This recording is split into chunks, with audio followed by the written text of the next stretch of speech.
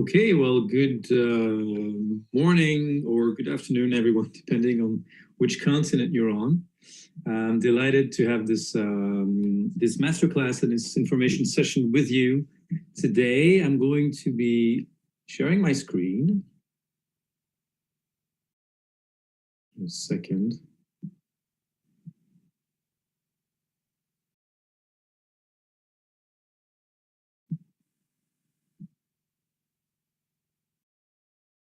There you go. All right. Hopefully you can all see my screen now. So the topic of today's masterclass, I believe you're going to hear from a lot more in the coming months and in the coming years. It's the parallel between digital and sustainability transformation, digital and sustainability leadership. It seems that somehow the world is moving from one paradigm to the other. And this is what I'm going to talk to you about today. Don't hesitate to ask questions in the Q&A panel. I'll gladly take them as we go, or we should have enough time at the end of the session to answer any question you may have. So the thing about this change is that we've basically finished a full decade of digital transformation. It's not entirely finished, actually. I'll talk about it in a second, but it was full on for 10 years. It was the topic that most organizations were talking about. And leaders and organizations must now face a new paradigm, which is sustainability transformation. One of the questions is, how can sustainability transformation and sustainability leadership can build upon this age of digital, which brought a lot to the table, which is still going to bring a lot to the table, but also face a deeper type of reinvention. Let's start with actually a little bit myself, so you can feel that I'm a little bit legitimate on this topic. So I actually graduated from ESSEC business school about 16 years ago. And then I immediately moved on to a career in digital. It was in 2006, and I was somewhat of a geek, passionate with digital business, which only truly boomed in the 2010s. And after that, I progressively in the 2010s, while I was still working in digital in large tech companies, I actually had two major epiphanies. The first one was around education. I realized that this is something I really got a kick out of, and growing people was something that I particularly enjoyed, and so I was able to start teaching at ESSEC, and most importantly, I was given the reins of a chair at ESSEC called Digital Disruption, which I was in charge of for many years. The goal was mainly to train future chief digital officers. And then the second major epiphany that I had in the last decade was around environment. My point of entry into the complex world of environment, I would say, was to become an activist for animal rights, a topic that is really dear to my heart. It's about fair food, fair for the farmers, but also for the animals. It's about good food, starting to spread organic food. It's about climate food. Eating local and not eating animals actually has a huge impact on the climate. And then beyond this topic, I progressively discovered the complexity of the world of sustainability, which brings me here today, and I'll present to you the MSc in Sustainability Transformation later on. Today, what I'm doing is designing programs and training students students and managers, actually, because I also work on executive education, to become future chief impact officers, CIOs or CSOs, chief sustainability officers, a term that is still quite recent that you'll hear more about in the coming years, or sustainability consultants. I would say these are the two main roles that are really booming, have been booming for the last 2 years, and are going to continue to boom, and for which companies and organizations are looking for talents, hopefully like you. One last important piece of information I'd like to share about myself, my experience, is that I've also worked on the intersection between digital and sustainability. A few years ago, after teaching digital strategy and digital marketing for a long time, I realized that we were only scratching the surface of all the fundamental questions that a lot of students were asking themselves. I created a course called Digital Humanism, whose pedagogical goal is to better gauge and readjust the space we give to digital technologies in our lives, in our companies, and in our societies. So it's about ethics, it's about geopolitics, and so on. So that was a bit about myself. So digital transformation versus sustainability transformation. What are we talking about? Are these similar processes? Where does the parallel start? Where does it end? Also, in terms of sequence, chronologically, how is that exactly working? So, as I mentioned, we've finished an era.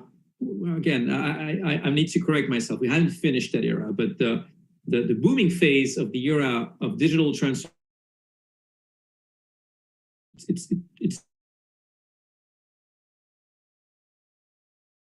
of impact. Quick parenthesis on the term impact. Sometimes you'll hear impact, sometimes you'll hear sustainability, sometimes you'll hear transition, especially in French.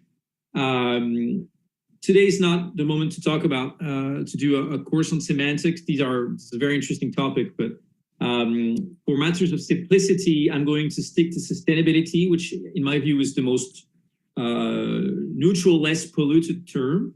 You may hear me talk about impact here and there. Actually, impact is short for positive impact.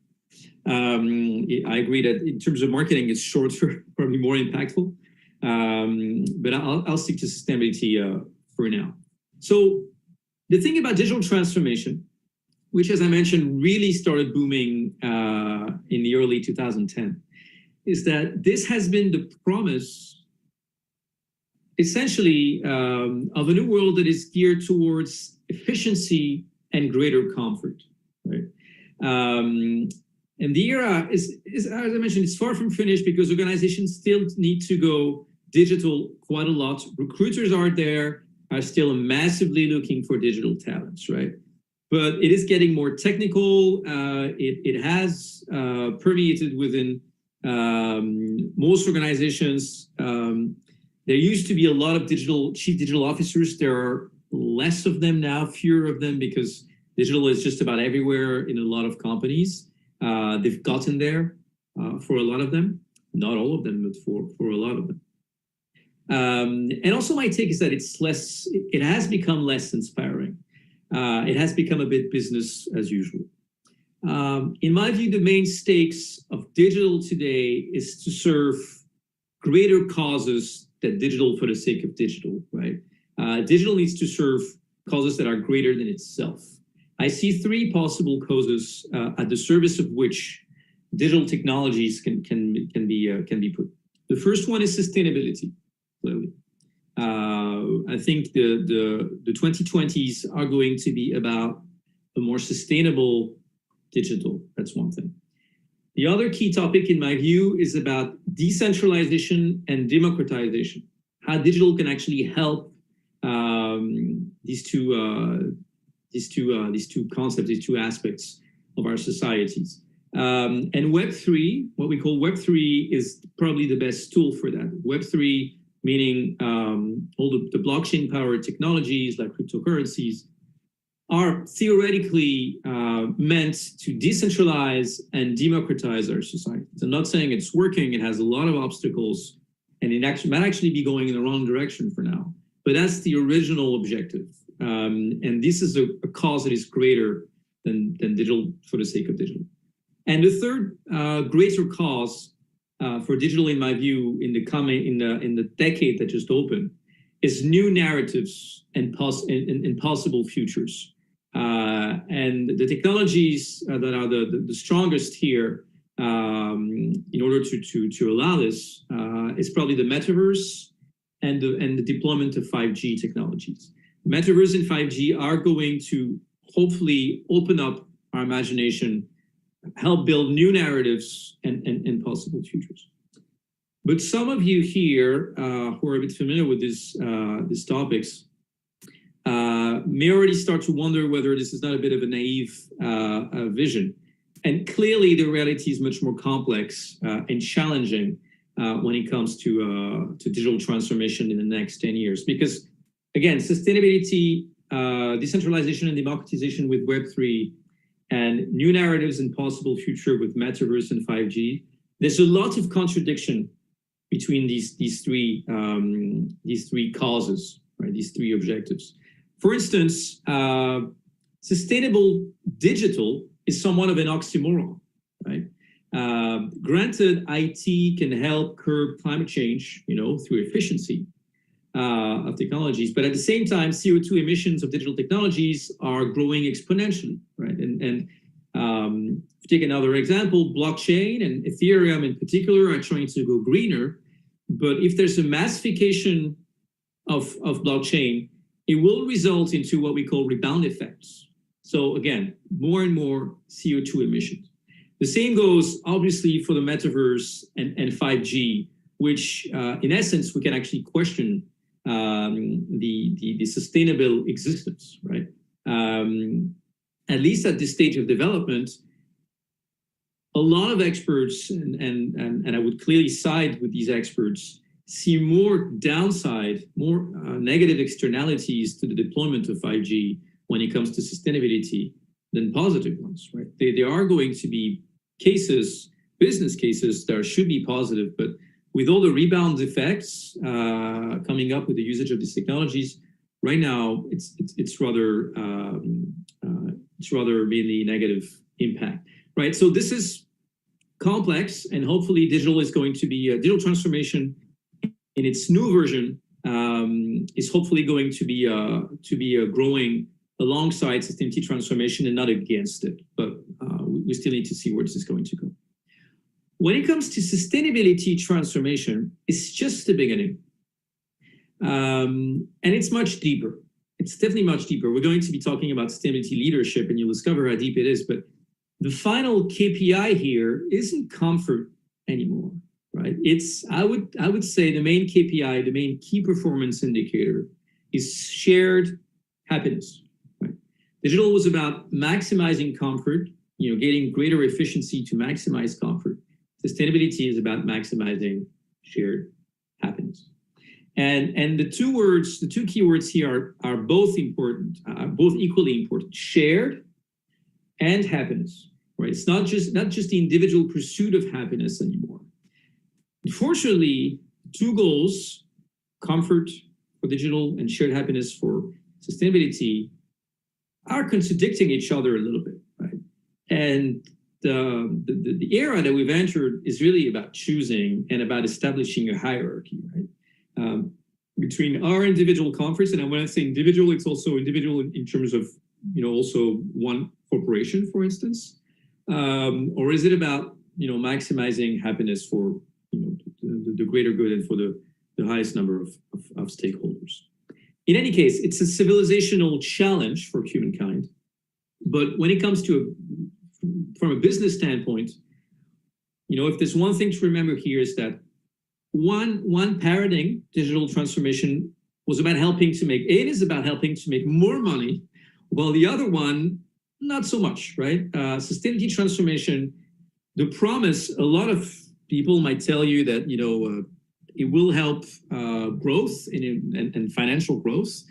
But the reality, and we're getting there in terms of collective realization, the reality is it's probably going to be more about not losing money and understanding that money does not make you happy, right? Because at the end of the day, the KPI is not going to be about GDP anymore. It's not going to be about financial growth anymore. It's going to be about shared happiness. So one helps make money, the other one not so much. And that's a huge limit when we think of the parallel and the similarities between these two types of paradigms: digital transformation, sustainability transformation. You cannot go to a company today as a sustainability consultant and promise more efficiency for greater comfort for money. It's going to be more efficiency for probably less revenue, but hopefully more shared happiness. So let's talk about digital leadership, right? I'm going to deep dive into these two types of leadership and draw parallels between the two, and also see how sustainability leadership can build upon digital leadership. Hopefully some of you may recognize the picture in the background. Don't hesitate to put it in the chat. I'm just curious to see how familiar the audience is with the topic. Do we have anyone in the chat aware of what the picture is about?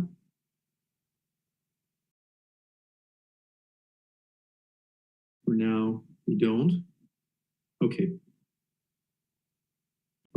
Right. This is the Apple part. So that's the headquarters of Apple. In my view, leadership is about these four subtopics. Leadership is about strong vision. It's about what corporate culture do you promote? And it's about also what hard skills and what soft skills do you grow as a leader? And obviously you grow around yourself. So historically, digital leadership, it stems, and there's no mystery here, it stems from large tech firms. Let me just check that. Yeah, I was just checking there was no technical problems, checking my phone. It stems from large tech firms from California, hence the Apple Park, and then obviously it spread to startups, which are not just in California, obviously, and which is a culture in itself, startup culture.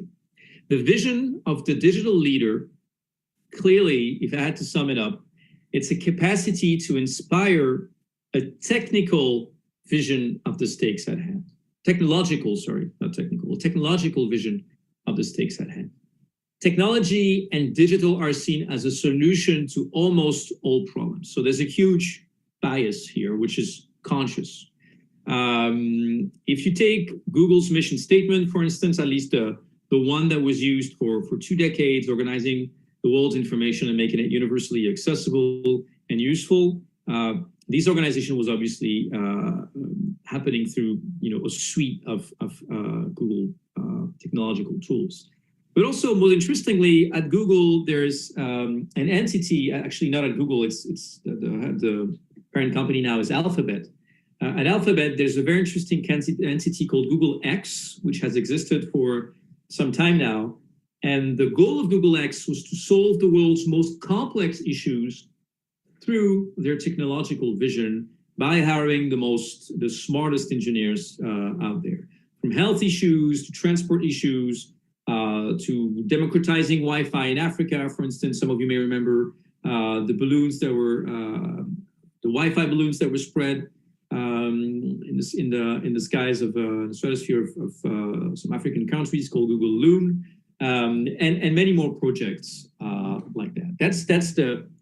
And for a long time, this has been a very, very inspiring vision for a lot of people, including myself. At Google X, there are two concepts that are especially inspiring.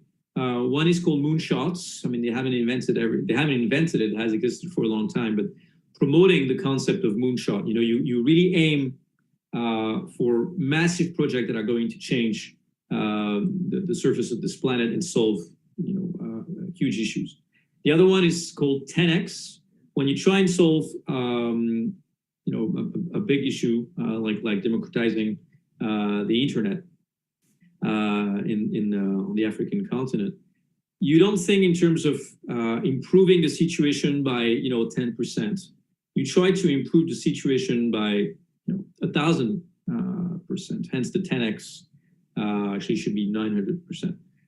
Hence the 10x term. Trying to change things and to put ourselves in the mindset of changing things 10x. And that's very interesting in a way, because this vision inherently isn't humble. It's about believing that technology, in a way, is much, much, much stronger than everything we have invented so far as a civilization. So that's part of the vision of the digital leader.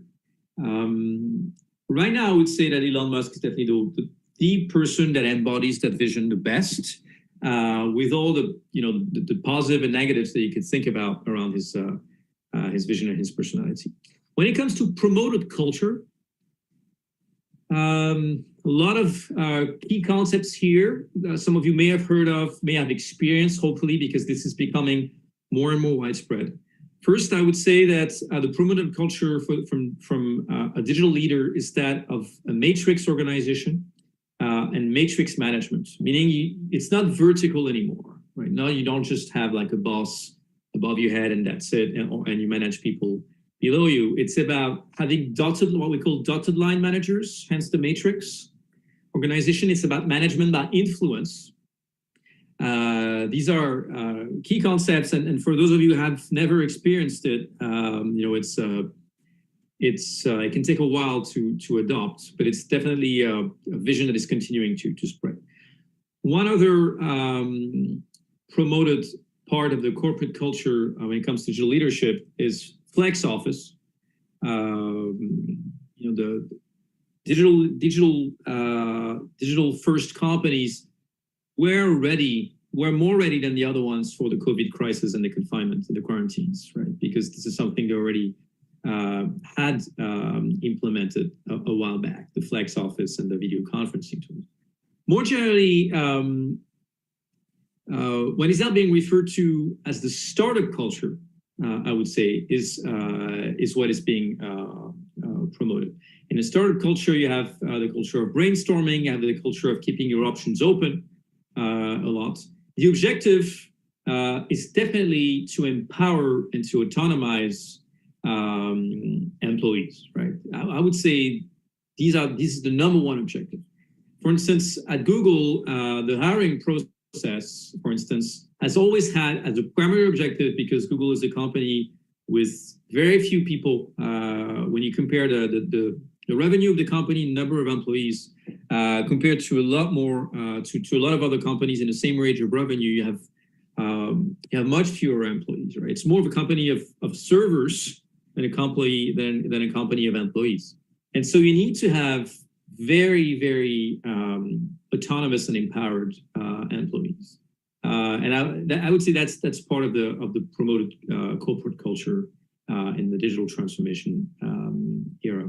Another objective, I would say, which is secondary, but close second, is to make sure that whenever you're hiring someone to join your company or to join your digital team, you want these people to have an edge.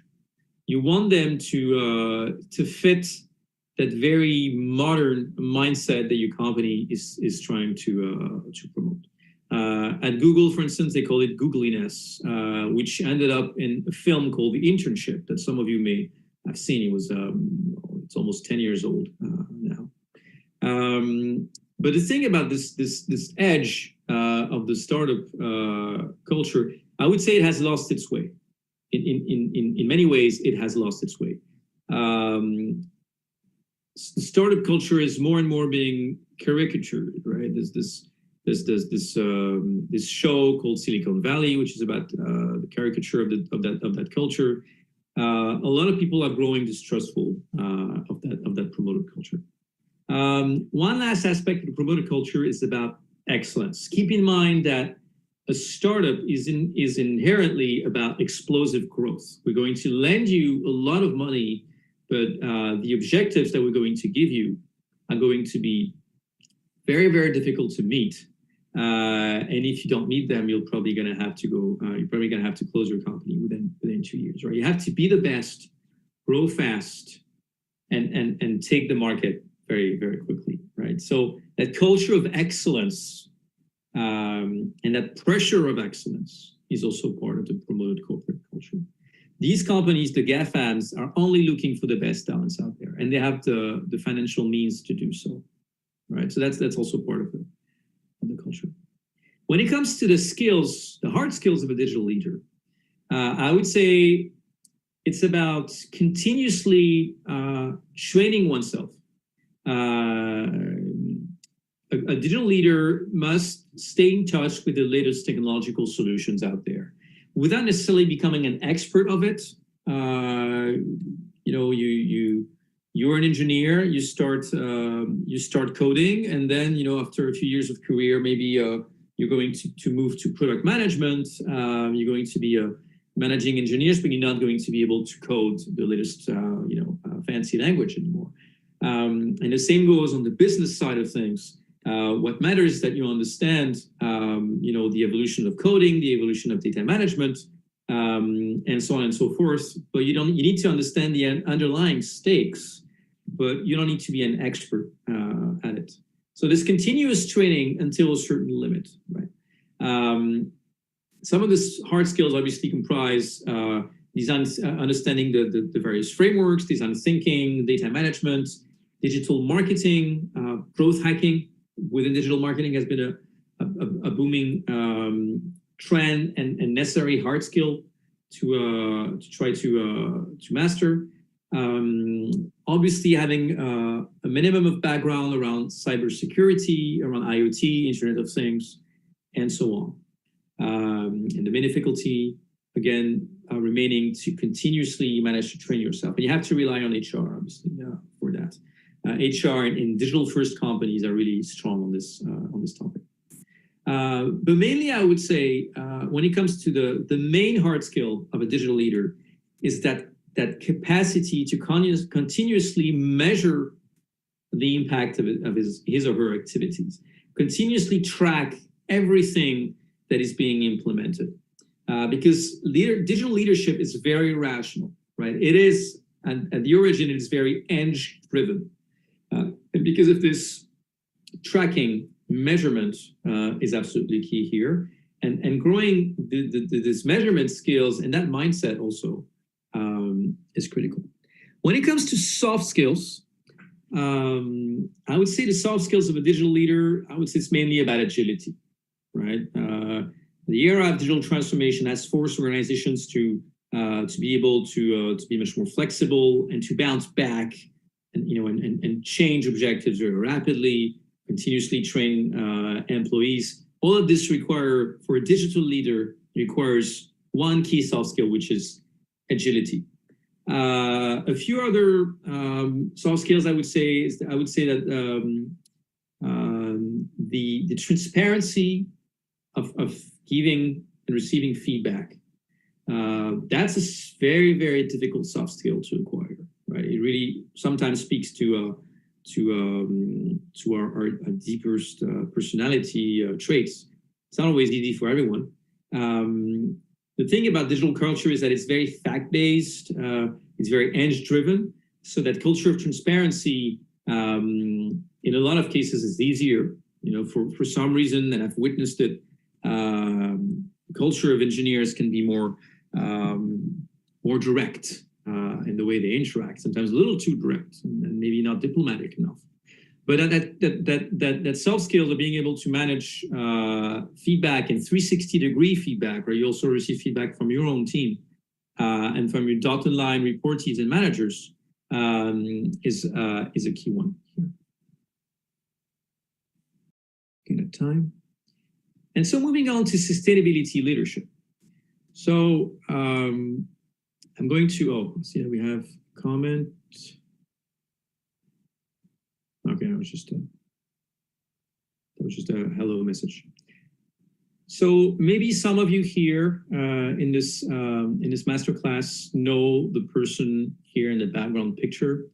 Actually, I'm going to ask the question. Anyone knows who that is? Yes, thank you. Thank you, Ivona. Yeah, the leader of Patagonia. This is the CEO of Patagonia, Yvon Chouinard, who just recently decided to basically, I'll sum it up, it's a little more complicated, but give away his company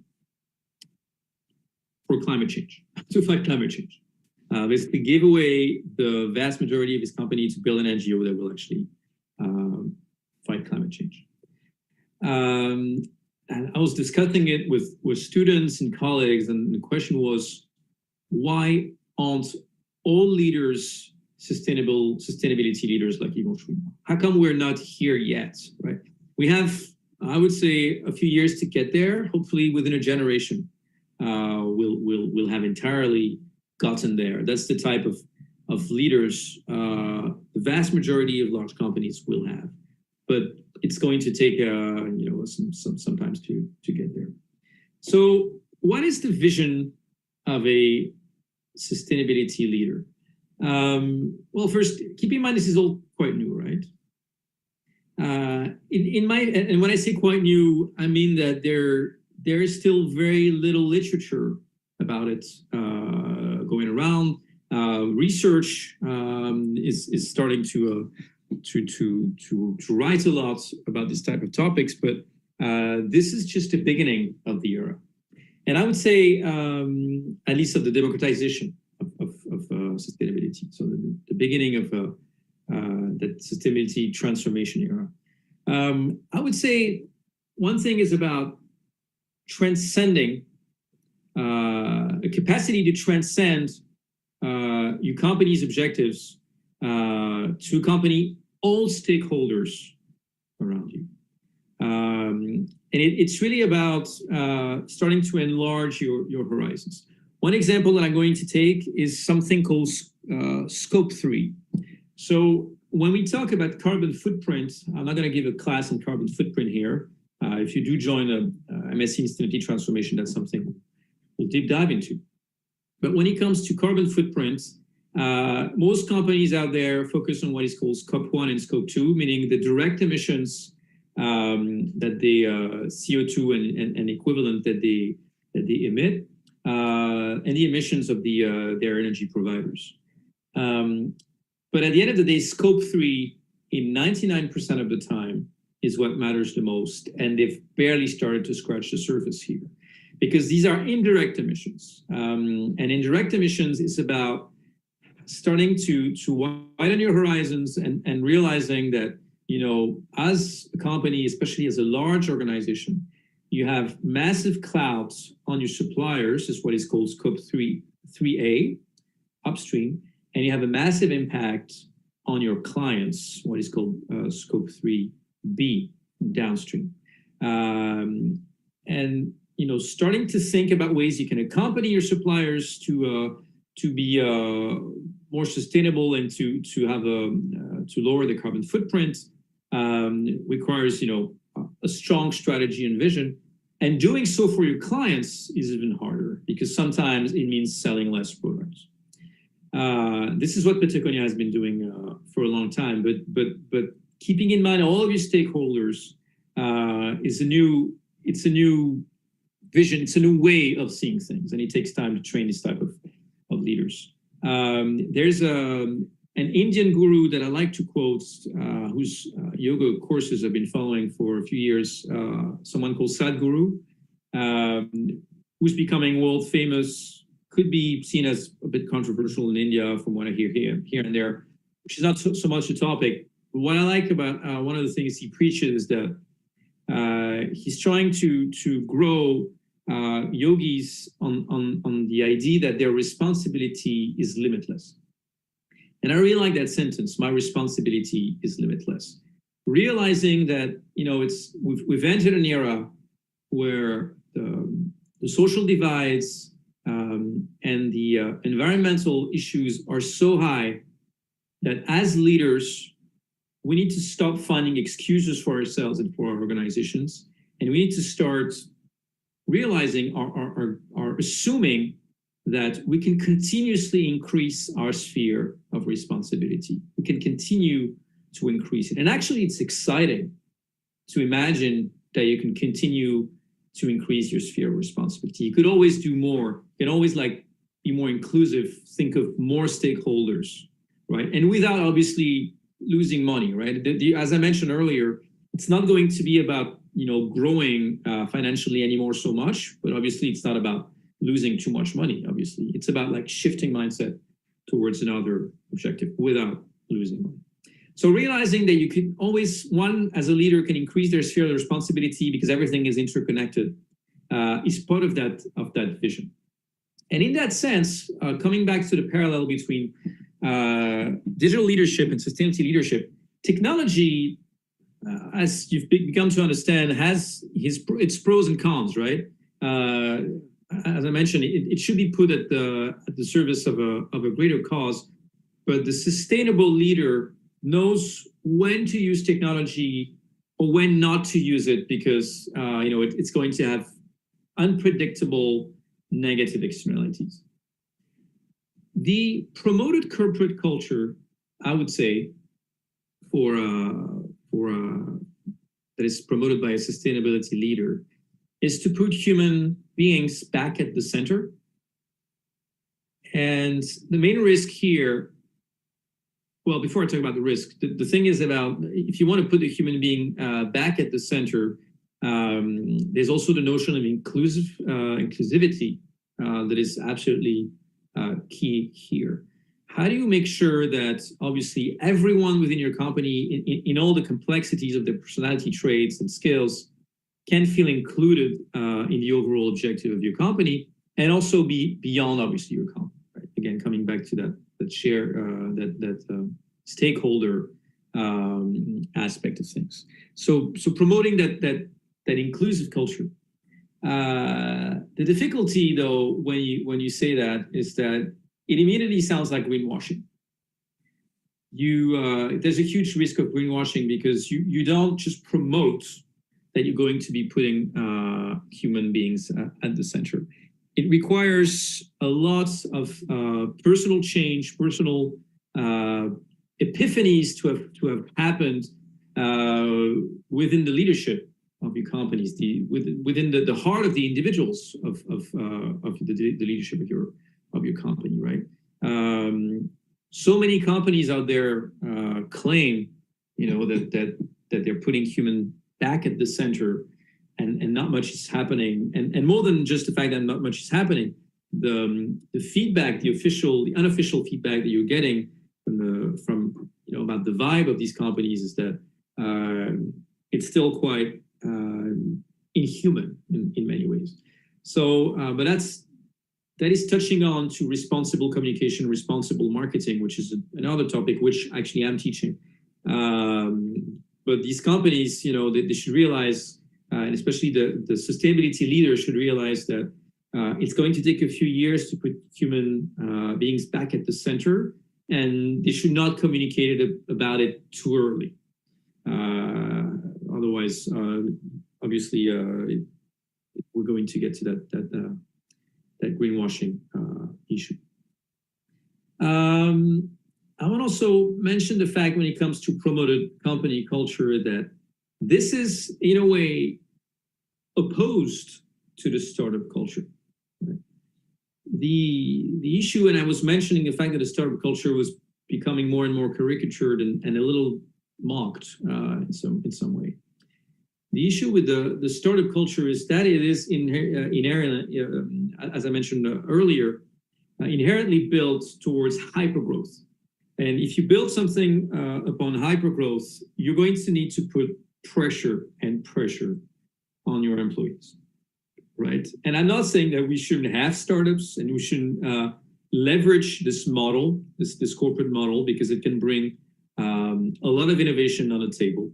And we're going to need large startups to make economies of scale in many, many ways to solve some of the world's issues. But the way it works, the fact that it's the startup at the end of the day it's a hyper-growth financial structure. That's what it's about. Moving on from like a technological vibe to more of a financial vibe, the startups in the last few years. It is quite different, and I would say opposed to that culture of putting human back at the center. It doesn't mean that balance cannot be found between excellence and pressure, and like keeping human at the center, but it's a bit of an oxymoron, as I mentioned a bit earlier. When it comes to hard skills, same thing as digital leadership, agility is going to be, switch soft skill. But self-training, continuously training oneself is going to be key here, because the stakes are just as technical as the digital stakes, right? and both on the environmental side of things and the social side of things. Social sciences, measuring your social impact is quite difficult. In a way, it's less fact-based, and making it fact-based is quite difficult.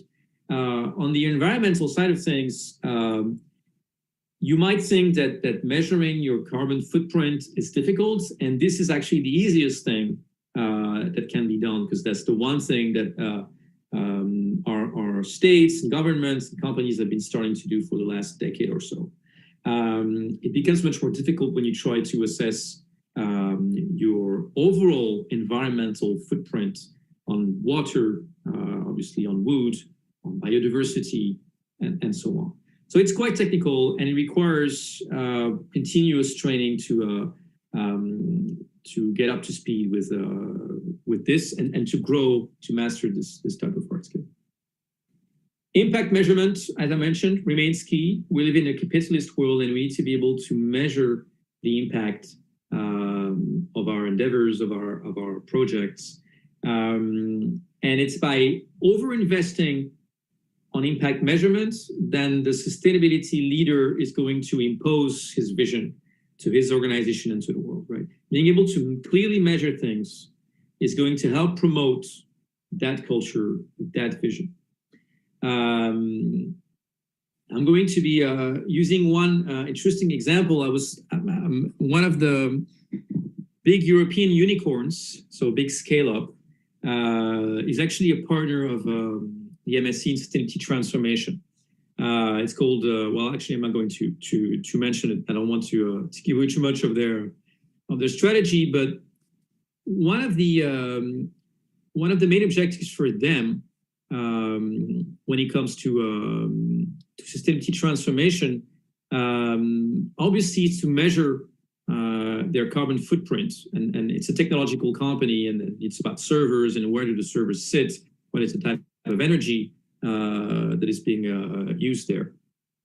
But what I like about it is that the spectrum of the topics that they're tackling is much, much wider than just carbon footprint.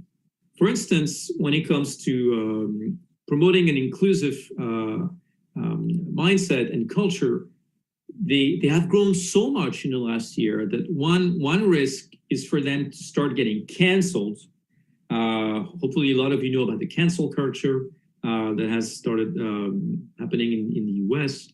If there's any scandal around, I don't know, harassment,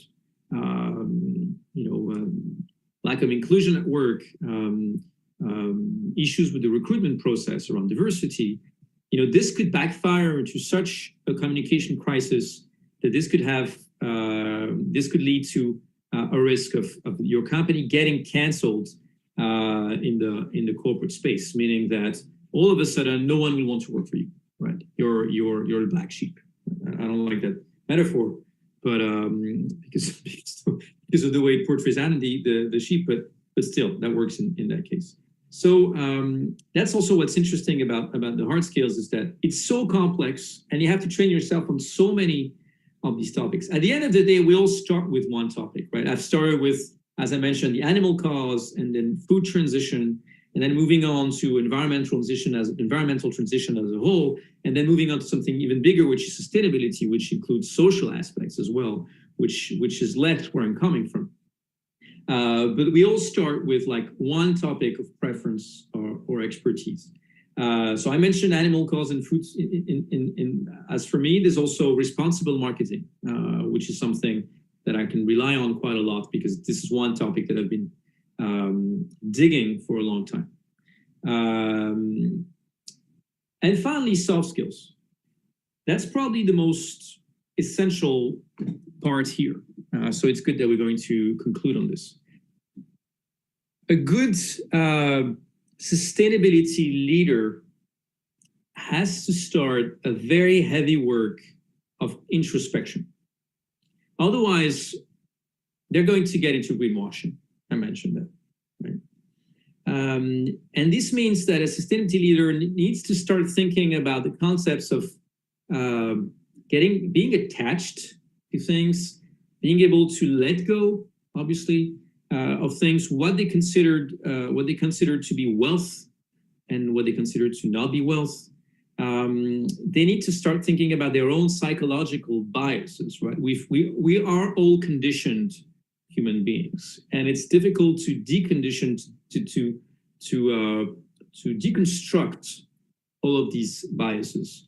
It can be very, very scary also at times when you realize that everything that you've built was built with biases that you were not even conscious of. And I would say the sustainability leader also needs to put his own career in perspective with durability of his company, right? Of his company, of his planet, and of human beings, right?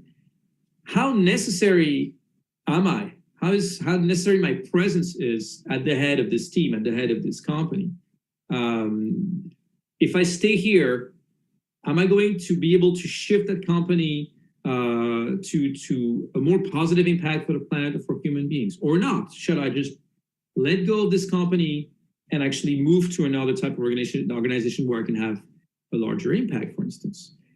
These are all like super complex questions that we're seeing more and more. Like people are ready to leave their job. You may have heard about the big quit phenomenon that happened in the Anglo-Saxon, that started with the Anglo-Saxon world after this period of quarantine that we all went through. And one of the consequences, one of the causes, one of the roots of the big quit is looking for more meaning at work. Right? And if you can find it at work, and if you feel like you can have an impact with an organization and with the stakeholders around you, obviously this may push you to stay. But it's very, very difficult. One of the things to solve is one's own cognitive dissonances.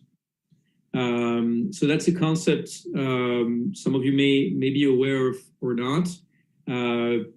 A cognitive dissonance is when there's a gap between your values and your actions, right?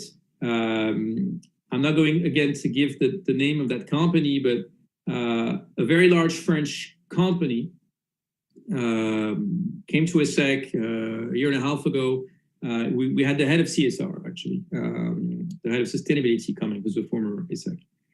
And she was telling us that the CEO of the company had switched to an electric car in order to move around and to meet stakeholders and employees in France, and it was becoming too difficult. The CEO was losing time, was recharging the car and so on, and so they had to move back to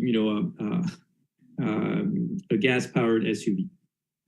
And she was telling me at the end of the day, the impact of the CEO is not going to be about, what is the type of vehicle he drives. It's going to be about the strategy that he puts forward for the company. And I disagreed, the student disagreed, because at the end of the day, there's an emergency to be more consistent. If you start as a sustainability leader, if you start solving as many of your own cognitive dissonances, you're going to be able to root your vision in a much deeper way for your company, for the stakeholders around you, for your managees and your reportees, right? And there are lots of cognitive dissonances when it comes to individuals. It's about cars, it's about planes, it's about eating meat, it's about heating a huge apartment or house. These are when we're looking for minimizing our impact. These are obviously dissonances that need to be solved. I don't mean that everybody should become minimalist in the way they live, but growing conscious of that and trying to grow on all of these subtopics in order to start solving this dissonances is going to be key for consistency, sakes of consistency. For the interest of time, I had a lot of more examples. I'm going to just mention one, and then we'll finish with one or two other soft skills.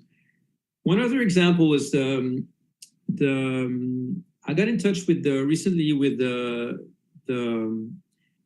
financial director of a large FMCG company, and that person got in touch with me because he had become very much aware of sustainability stakes and the emergency of helping to move his company towards a more sustainable future. And actually, he has become finance and sustainability director, which you're going to see more and more in a lot of organizations, because finance at the end of the day is what rules the world, and it can be a very smart move to give the sustainability power to the finance guys in a company. You have to make sure that they really take it to heart. So there's definitely trainings to be led and ensuring that we have strong sustainability leadership there. But it's definitely an interesting choice. And his first question and it loops back to the beginning of my presentation, what were your personal epiphanies around sustainability? What is your personal story with sustainability? And in his case, he went through his children, right? He had children, and then he realized that he had to stop the way he had been working until then. He had to start having a positive impact around himself. It's often the case, right? The birth of children is going to be fundamentally shifting the gears within the mind and the heart of a leader. And the reason why I'm telling this story is that more and more there's going to be a question of how do you story tell yourself. That's important, and also a growing mix between your personal life and your corporate life. There's a need for alignment between personal life and corporate life. The last 2 or 3 soft skills that I'd like to mention. I mentioned agility for the digital leadership. Agility here, I think I already mentioned that obviously is going to be a key again and again, being able to bounce back, to change objectives, and to be okay, and actually to be excited that the permanent change is going to be needed. Resilience, we talk a lot about resilience. We talk a little too much about resilience. It's not that simple to grow, but resilience is absolutely key here, because obviously all the companies out there are going to be, a lot of them are going to be losing money, with the fact that a lot of recession is being announced in many countries, and the fact that our growth has been paired with extractivism. We're not going to be able to resort to fossil fuels anymore. We're not going to be able to resort to rare earth metals as much anymore. So there's going to be some type of degrowth, financial degrowth, that a lot of organizations and countries are going to be undergoing. And how do you get back to your original shape, without getting discouraged, right? This is resilience. And finally, diplomacy. A lot of you will have to face walls, right? If you get into the corporate world and the business world, trying to promote a sustainability culture and becoming a sustainability leader, you'll have to convince a great many people. And diplomacy is absolutely key. The caveat of diplomacy is being too slow in the way your company changed, but it remains the best approach to changing organizations and individuals. And I will finish with one really, really tough example, tough to digest and to even fathom, is the fact that sustainability transformation and sustainability leadership may require from some sustainability leader to go as far as closing their company, right? That's the ultimate case. But if you think of the fact that a lot of companies out there are heavily dependent on fossil fuel, if you take airlines, for instance, and that beyond everything that you can read or hear, we are nowhere to finding scalable solutions. The sustainability leader will if they're honest with themselves and with the reality around them, and if they keep in mind all of the stakeholders around, one question may become okay, we're going to this company is going to end at some point. How do we plan this? How do we plan the closing of the company so that there's a smart reattribution, reaffectation, reemployment of human resources, of the buildings, of the patents, the brand, and so on, and shift all of this to other use. That's the ultimate case, and that's what I'm going to leave you with for this masterclass. Thank you for your time on this. I'm going to be shifting without transition to a quick presentation of the MSc in Sustainability Transformation that we've launched at ESSEC. So I'm not gonna, good thing is that I'm not gonna talk about myself here. So at ESSEC Business School, what happened is that, like a lot of business schools, especially in France, in the last 3-4 years, we received, and pardon my French, we received a nice kick in the butt. In France, there's a big student movement called Movement for un réveil écologique, for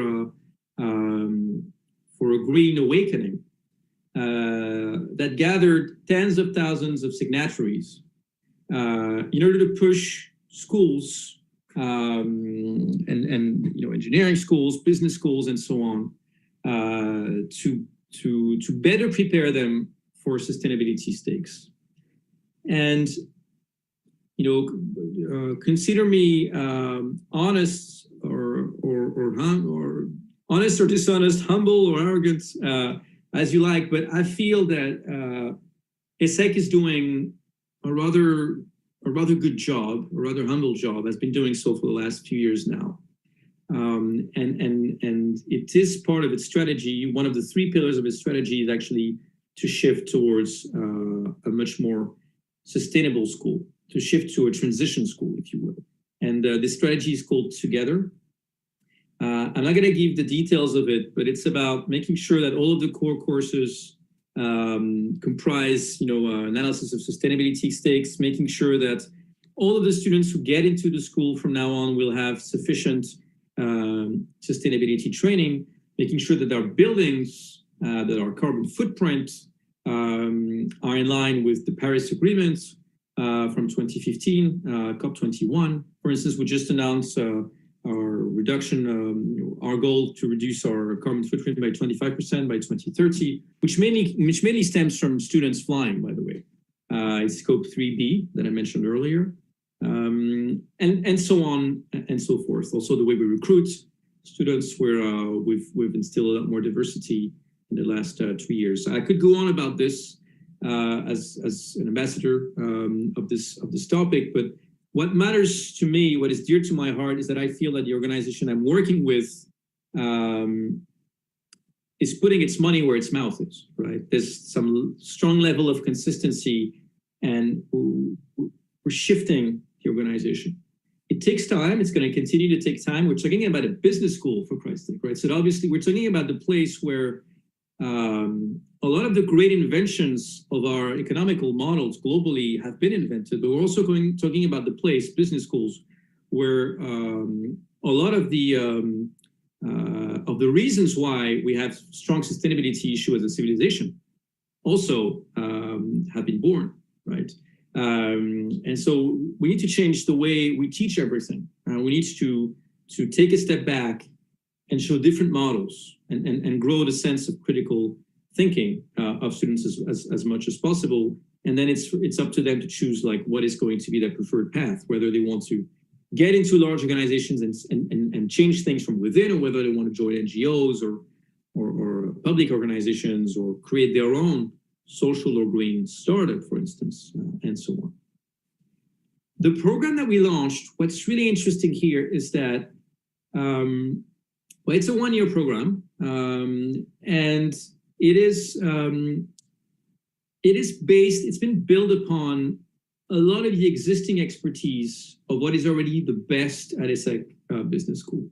So a lot of professors, especially in what we call chairs, have been working on sustainability topics for a long time with students, with academic research. And we decided to basically gather a lot of this expertise and to build a generalist program around sustainability. When I say generalist, I mean that it's the main objective is to grow what is heavily demanded by the market now. It means not just like super good experts, I know such and such sustainability topics like carbon footprint or diversity, but expert of everything, expert of the whole breadth of topics around sustainability, from understanding food transition, biodiversity, leadership and inclusion, circular economy, obviously carbon footprint, sustainable finance, responsible marketing, and so on and so forth. And more generally, how do you build a sustainability strategy?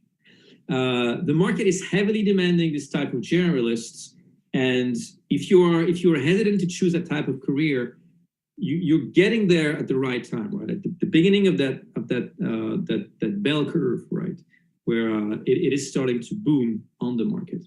The market demands these generalists, and the beauty of what we created is that we also allow students to choose a major, one of 6 possible majors, in order to, at the end of the day, have a degree which is a generalist degree around sustainability as to how you can transform organizations, but also have one extra expertise that you can value on your resume, which I'm going to be talking about in a second. One other aspect, the third aspect here you can read on the slide, is holistic approach. There is no growing sustainability talents by staying just at the mind level.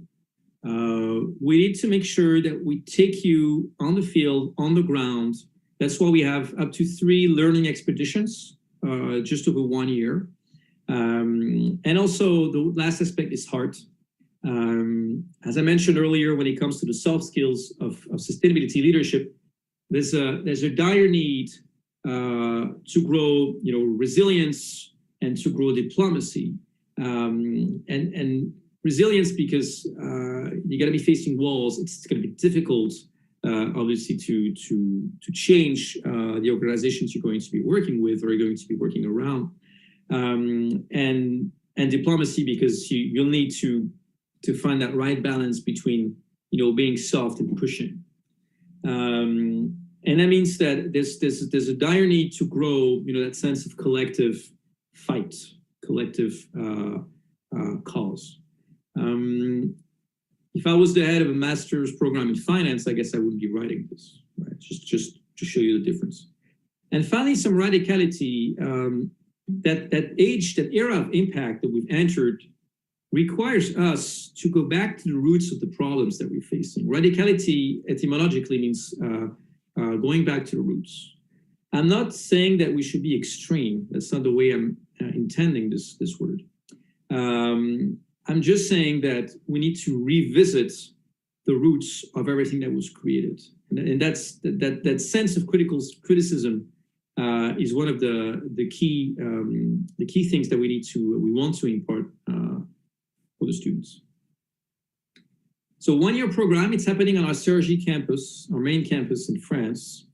It has, and that's quite important, it has an accreditation from what is called Conférence des Grandes Écoles in France, which allows to give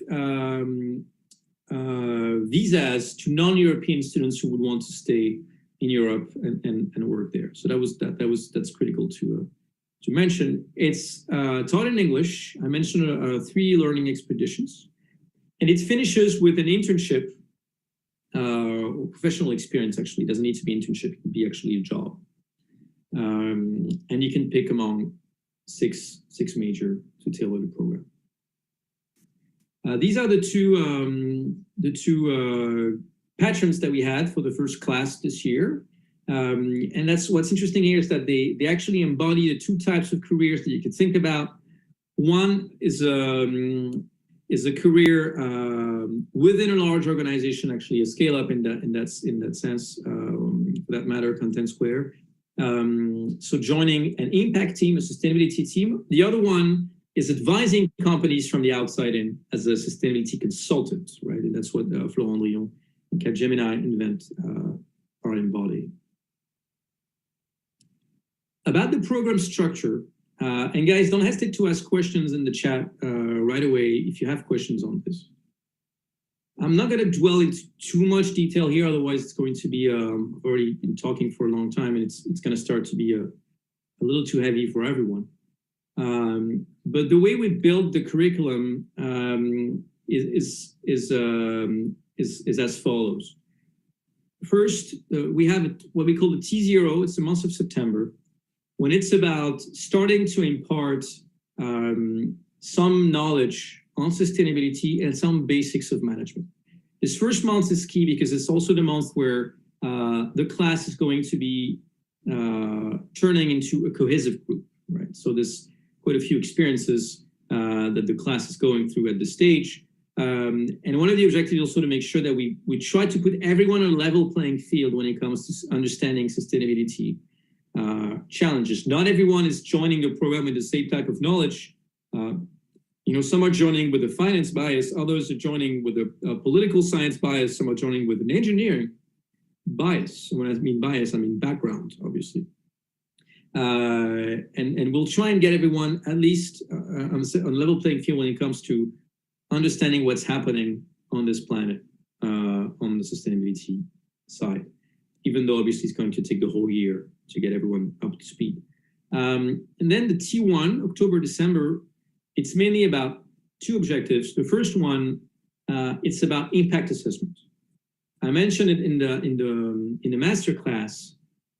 Sustainability leader is going to be imposing his vision, his or her vision, if they manage to assess and measure the impact of their projects and their endeavors. Impact assessment is becoming the holy grail of sustainability. How do you measure your social? How do you measure your environmental footprint? We're actually trying to make sure that this course can become more and more widespread within the whole of ESSEC, not just in this program. But obviously, this program is where we're giving it first. And on the other side, we have management fundamentals augmented with sustainability. For instance, this year's class, we had about 60% of students coming from a business background.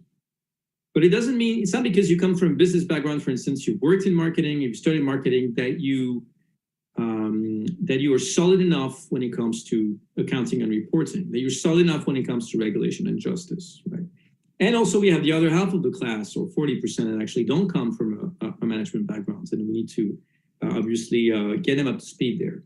So the challenge of these courses, responsible marketing being one that I teach, the challenge of these courses is to both get everyone up to speed with the basics of marketing, finance, accounting and reporting, performance, management control, law, supply chain, strategy, but also making sure that those who already master these topics, these bases, can go through them very quickly and actually come back when we actually augment these topics with sustainability, right?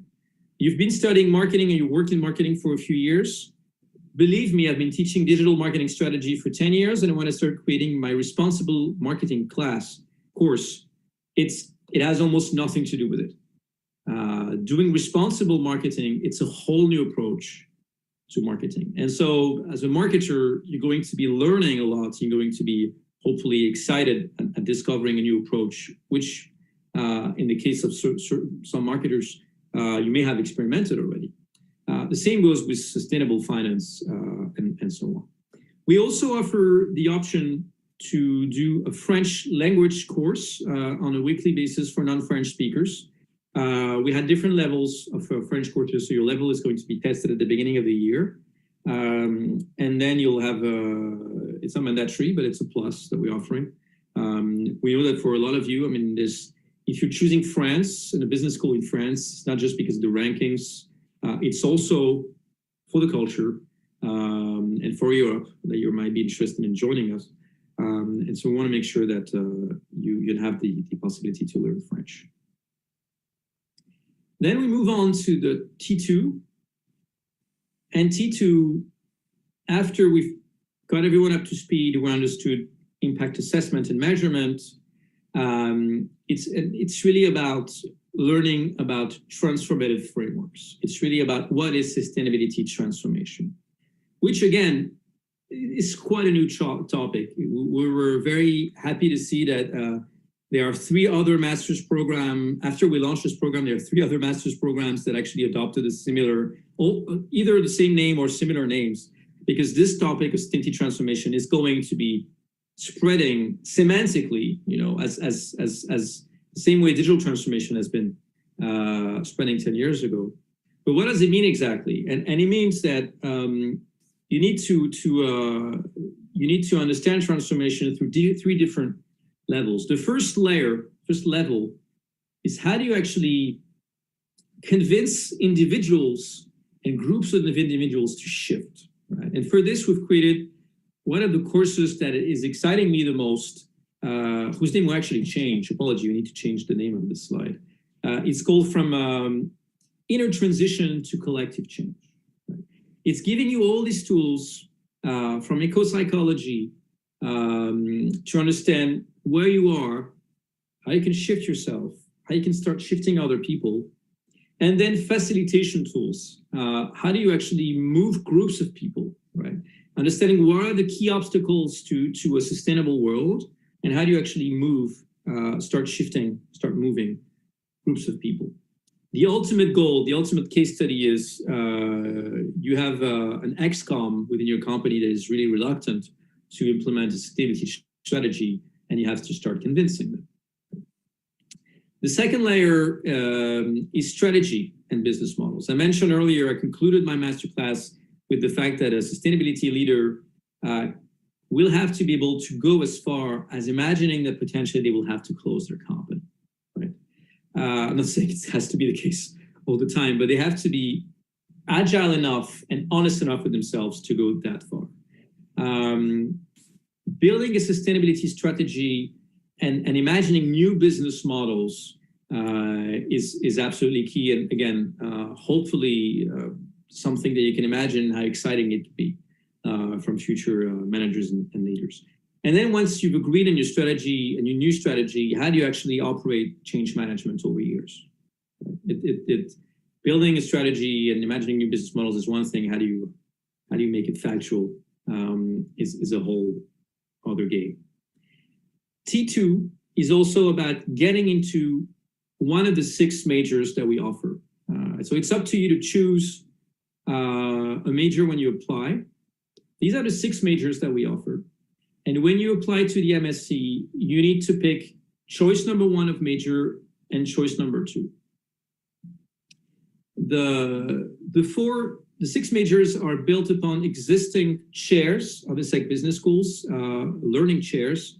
These chairs have been built with partners, corporate partners, in a lot of cases.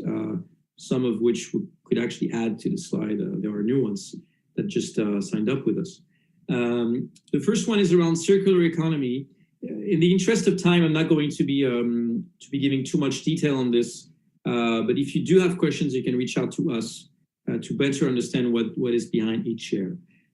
Circular economy is about changing our economical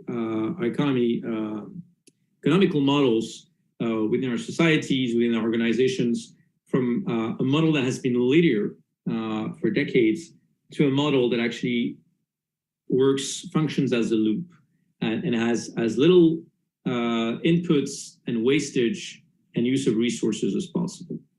One of the statistics that we hear here and there is that right now our economy is about, if I reckon well, about 8% circular. And if we double that figure, if we get to an economy, a global economy that is 17% circular, we should be able to solve a climate change issues, right? Because this is how key circular economy and circularizing our supply chain and model and the way we communicate about consumption can be. Completely different topic, and yet absolutely key to sustainability is diversity and inclusion. This is a chair that has existed for 10 years at ESSEC. This is a topic I was very new to a few months ago. I learned a lot about with great interest and I would even say passion. One thing I'll mention here is that ESSEC created through this chair a pedagogical tool called the Diversity Fresk, which is starting to boom with the organization. It's a 3-hour exercise workshop that more and more companies are taking to, and actually that you'll be doing at ESSEC as well, to help you realize, the intricacies and the complexity and the richness, I would say, of employee management within an organization. And it's, again, it's something I highly encourage some of you who are interested in that topic to actually do, if you want to do the diversity fresk before joining ESSEC. Food transition, I mentioned this was my original topic that got me into sustainability. Major topic, which is going to be taking more and more space in our lives, as we could, for instance, see with the war in Ukraine and the lack of wheat on the global market. Sustainable finance. One word about this, I like to say that there will be no shift, there will be no transformation of our systems without a transformation of finance. It has started. I feel it's still too slow, maybe not always very authentic, and yet if we manage to change the finance world, which is at the basis of everything we do, the rest should follow. Finance and regulation are going to be two absolute keys to shift our world towards sustainability. Climate and biodiversity, it's a major that I'm in charge of through a chair that I've launched 2 years ago. One thing to keep in mind is that for the last two chairs, the last two majors, climate and biodiversity and social innovation, we require a certain level of French. Because a lot of the stakeholders, a lot of the guest speakers are not fluent enough in English. Unfortunately, it's going to shift progressively, but the experience is still happening in French. Climate and biodiversity, I'm not going to dwell on this, on climate. Biodiversity is the next huge topic that is coming up. And in a way, it is even bigger and even bigger a cause and even worse the situation.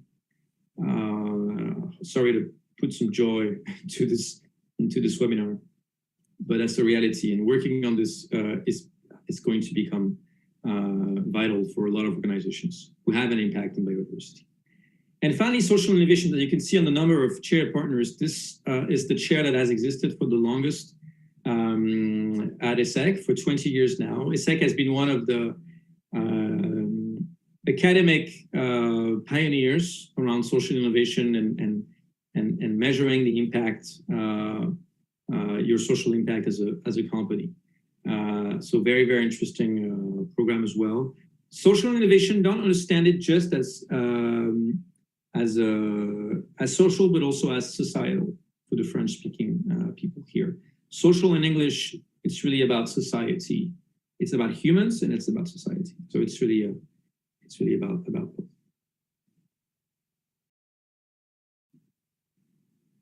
Finally, the third term, the third trimester. This is where we're going to be going into different learning expeditions. We're going to experience things on the ground. I mentioned 3 learning expeditions. There's 1 learning expedition that you're going to be doing with your major, with your chair. And there are 2 learning expeditions you'll be doing with the rest of the MSc students.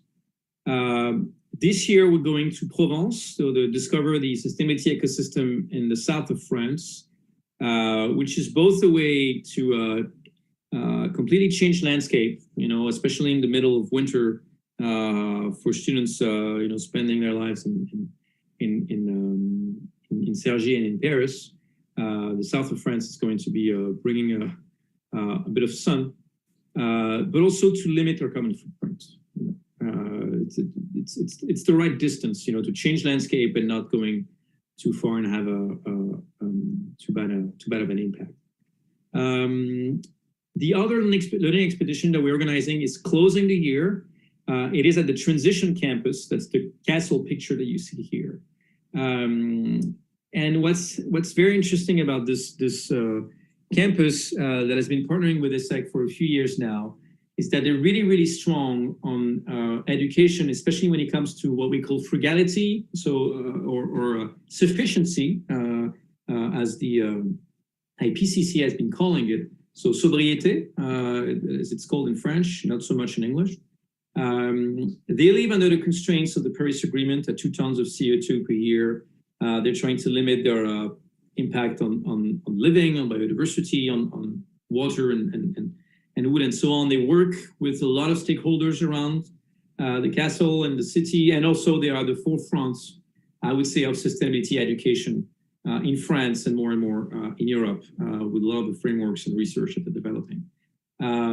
Spending 2 weeks there is a great experience for students to undergo life under the strong sustainability constraints, that also work on a very exciting and inspiring project that are happening at the Transition Campus. The T3 is also the moment where we're going to be deep diving into some thematic courses around clean tech. There's also one very interesting experience is for students to manage their own course. Don't worry, I'm behind it, so it's not like they're doing everything they want, but it's also for students to realize that they're going to have to educate people around sustainability in the coming years and decades, and it's tough. And finally, this ends with a professional experience of 4 to 6 months in order to get your degree. There are a lot of student clubs at ESSEC. When I was a student there, I don't think any of these existed, and they really popped up in the last few years. There's a consultancy around sustainability, 180-degree consulting. There are student clubs around raising awareness on climate change, on gender equality, Enactus, which is also around entrepreneurship, sustainability entrepreneurship, which is a global movement, and so on and so forth.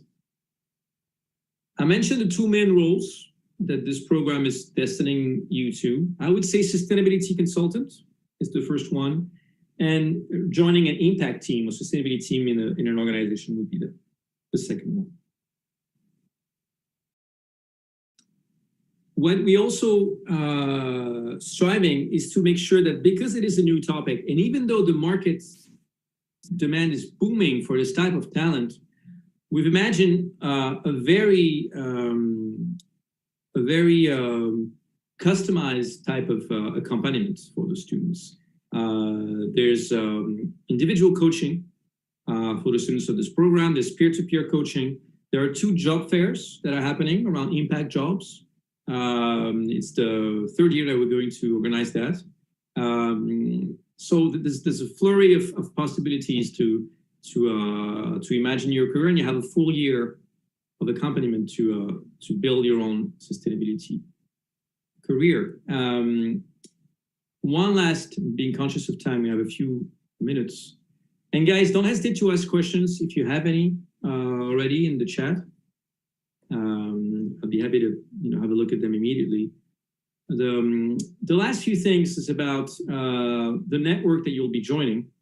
There's a very strong and interesting network called ESSEC Transition Alumni of close to 1,000, or a little more than 1,000 members, that was created 3 years ago. We're talking about talents from all around the world that are excited about sustainability, that already work in sustainability for the majority of them, or that are shifting their career towards sustainability, and that have been helping us build this program, and that could actually help you build your career. The chairs that also this program is relying upon has a lot of alumni. Also, you'll be joining the wider alumni network of ESSEC, which is 65,000 strong.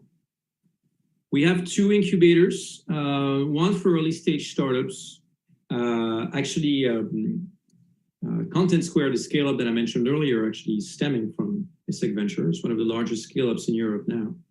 But also Entropia, which is the social and environmental accelerator of the school, whose reputation actually spans much beyond the walls of the school in France. So who can apply? We need 4 years of experience, right? It's then M2. It's the second year of a master's program that you'd be joining. And so we need you to have at least a master's degree or 4 years of bachelor.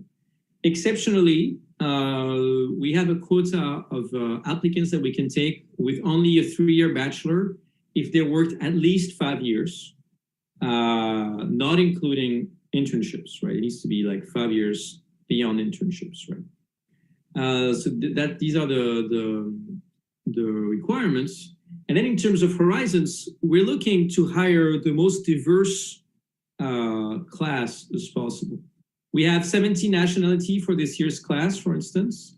I would say half are French, half are non-French, which is, you know, I think a nice balance. Half are, or a little more than half of a business background. Less than half don't have a business background. I mentioned political sciences, engineering, pharmaceutical, and so on. As long as you're able to prove your interest for sustainability, as long as you have a strong critical thinking, and as long as you had good grades coming from a good university, a good program, you can have a seat in our program. I mean, we're especially cautious also at the complementarity between the profiles and making sure that, you know, it's not just a diversity of nationalities, it's also a diversity of personalities. It's a diversity of biases towards sustainability. Some of the students are eco warriors, who are some of the students actually have been working for a few years in a large company and decided to leave their company because they wanted to get a training, but they're not eco warriors at all, right? They're like, their vision is more like, okay, I need to get like a proper rational training to get back in my company and change things. We're also looking for diversity in terms of age. Our youngest this year is 21, our eldest is 33, right? So we're open to mixing up different types of experiences, as long as we feel through your CV, your motivational letters, your essays. There's no motivational letter. There are lots of essays to write. Your references and the potential interviews that you're going to go through, which is not mandatory, that we can feel that you can bring something to the table and to the group. The deadline, and I'm right on the clock, it's 59. The deadline for the first batch of application this year is October 18. So keep that in mind. You'll have quite a few essays to write. You need to pick, depending on the majors that you will pick. Actually, you'll have different essays. And you will also have to pick, to come up with 2 reference letters. So ideally, we're looking for someone from a business experience and someone from an academic experience. It always show different perspectives on who you are. And I think that's it. I'm not